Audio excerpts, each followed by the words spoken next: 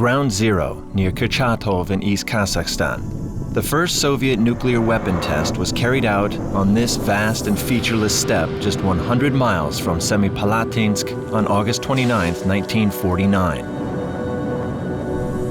It remained an epicenter of the Cold War for the former Soviet Union, and 456 nuclear weapons were detonated at the testing site until 1989. The destructive power of the blasts left a dark legacy for the local people, including cancer and birth defects. The residents of the region continue to suffer until today.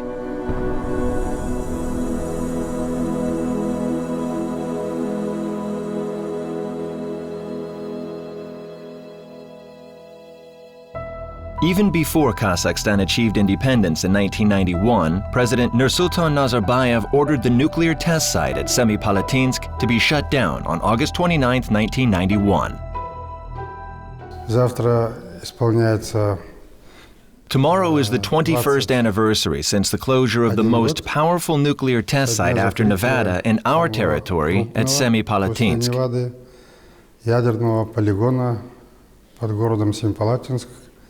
Under the Soviet rule, 500 nuclear devices were detonated at this test site, with a cumulative power 2,500 times greater than the nuclear charge which exploded in Nagasaki and Hiroshima. Approximately 1.5 million people have suffered in this densely populated surrounding area. Kanat Saudabayev, a nearly lifelong associate and advisor to the national leader of Kazakhstan, remembers that it wasn't an easy task for President Nazarbayev to close the infamous test site. It is very important to have such leaders. Kazakhstan is and will be an example, a bright guiding star for those leaders, governments, parliaments who really want to make our world free from a sword of Damocles, the nuclear threat. Лидеров, правительств, парламентов, которые хотят реально освободить нашу планету от дамоклового меча ядерной угрозы. Today, President Nazarbayev is applauded by leaders around the world for his decision to close the test site and banish all nuclear weapons on the territory. The 2010 Nuclear Security Summit in Washington and the 2012 summit in Seoul were milestones towards the achievement of global nuclear safety. Kazakhstan's example has inspired world leaders, and the vision of nuclear safety across the globe is moving closer to becoming a reality.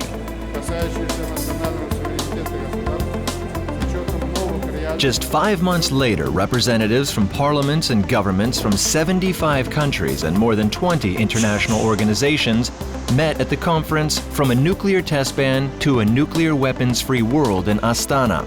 It was scheduled for the 29th of August during the UN International Day Against Nuclear Testing.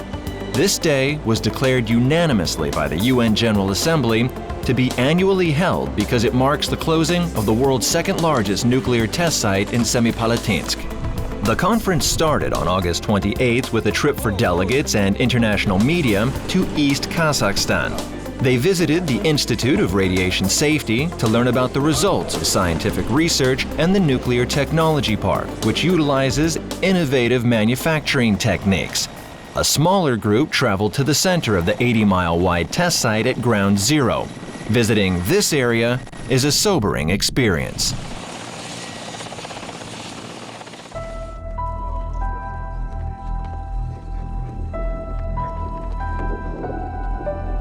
The landscape is flat, with dry scrub as far as the eye can see. The site has a ring of abandoned buildings. Cameras and recording equipment were attached to the watchtowers.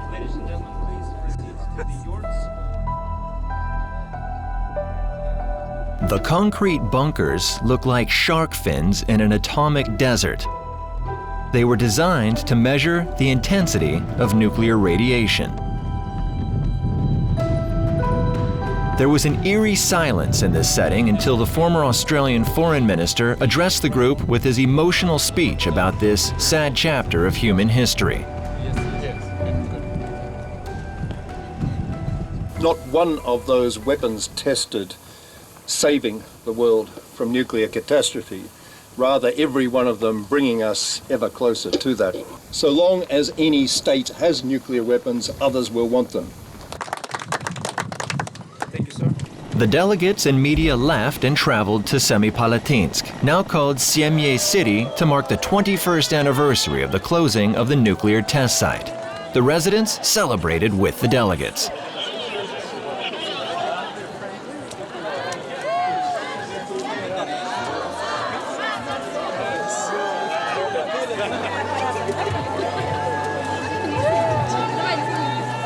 A groundbreaking ceremony for a new Museum of Peace in honor of nuclear testing victims was held. Włodzimierz Cimoszewicz, the former Prime Minister of Poland, spoke to the delegates and the people of Semye. He was joined by politicians from Canada, Japan, and Kazakhstan to promote global nuclear peace. This was also the theme of the following conference in Astana, the capital of Kazakhstan. 200 participants traveled to the political and administrative center in the middle of the Great Steppe. Since 1998, the city has swiftly grown into a vibrant new metropolis with world-class architectural wonders. President Nazarbayev opened the conference from a nuclear test ban to a nuclear weapons-free world in Astana with his speech to international leaders, parliamentarians, representatives from the United Nations, disarmament experts, and key non-governmental organizations. He also introduced a new global project. Today, Kazakhstan launches the International Atom Project.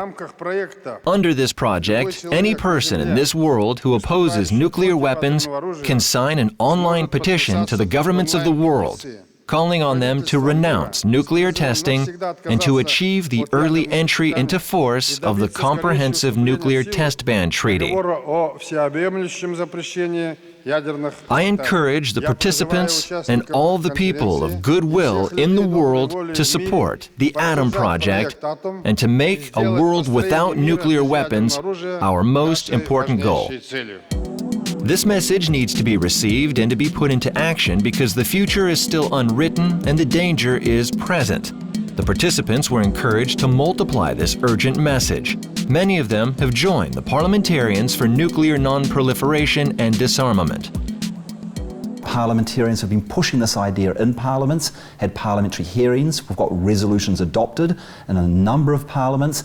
We then presented those to Ban Ki-moon, the UN Secretary General. He saw that there was enough support for this idea to come out with a 5-point plan, and that's one of the reasons we're here in Kazakhstan, to give more experience, information to parliamentarians to go back to their parliaments to move for ratification of the test ban.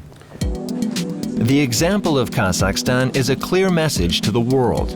Political leaders like German Foreign Minister Guido Westerwelle met in Astana in an atmosphere of peace to discuss the way to build global security without nuclear weapons and to achieve the global abolition in the future.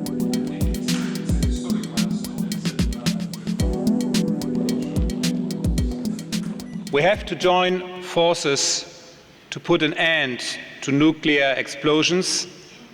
And Mr. President, I welcome your proposal to launch the Internet platform in this context. And I would like to finish with my personal expression of gratitude, especially to the government, to you, Mr. President, and the people of Kazakhstan for this initiative, for this leadership, and also for your personal hospitality. We are for a nuclear weapons-free world. Germany will support this direction.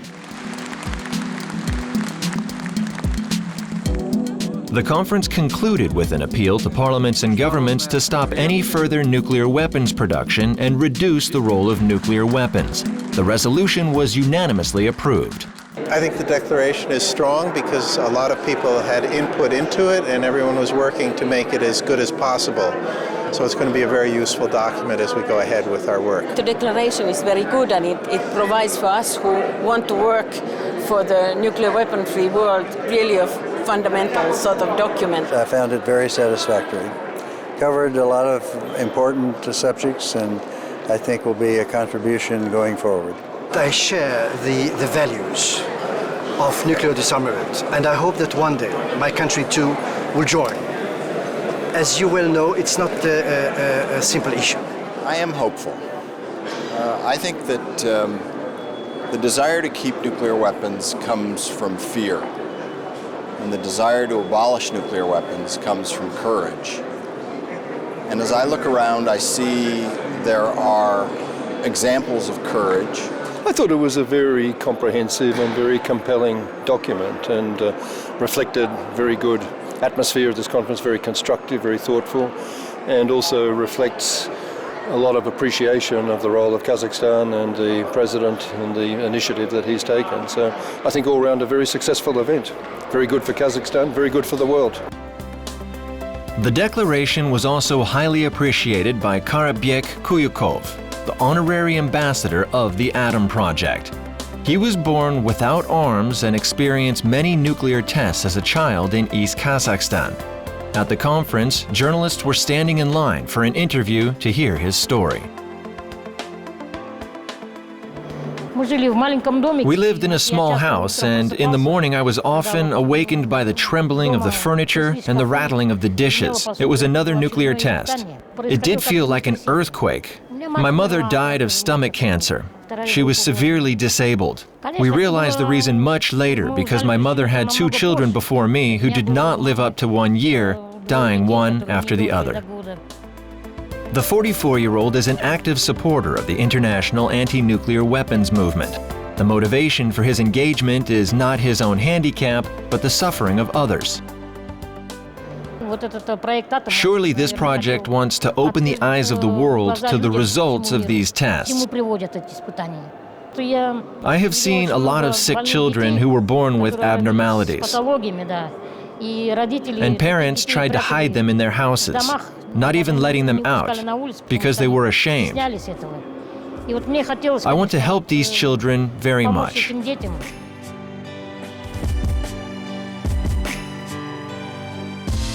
Karapyk Kuyukov has embraced life without arms and become a renowned artist, painting with his legs and mouth.